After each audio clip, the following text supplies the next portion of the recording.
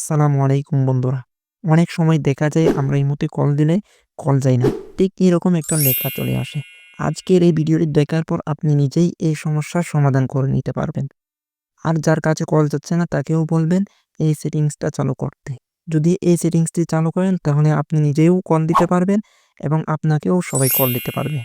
So আর দেরি না করে চলুন ভিডিওটি শুরু করা যাক। সো তার আগে বলে রাখি, আপনারা যদি আমাদের চ্যানেলে নতুন হয়ে থাকুন তাহলে এখনই চ্যানেলটি সাবস্ক্রাইব করে দিয়ে পাশে থাকা বেল আইকনটি বাজিয়ে দিন, যাতে পরবর্তীতে এরকম নতুন নতুন ভিডিও আপলোড হওয়ার সাথে সাথে সবার আগে আপনিই পেয়ে যান। এর জন্য আপনারা সর্বপ্রথম ইমো অ্যাপসটি ওপেন করে নেবেন। সো এরপর এখান থেকে প্লাস আইকনে ক্লিক করে দেবেন। এরপর এখান থেকে মোর অপশনে ক্লিক করে দেবেন। এরপর এখান থেকে সিকিউরিটি অ্যান্ড প্রাইভেসি এখানে ক্লিক করে দিবেন। এরপর এখান থেকে কল অপশনে ক্লিক করে দিবেন।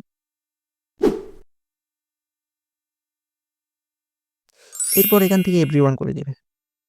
এভরিওয়ান করে দেওয়ার পর আপনি চাইলে সবাইকে কল দিতে পারবেন এবং সবাই চাইলেও আপনাকে কল দিতে পারবে।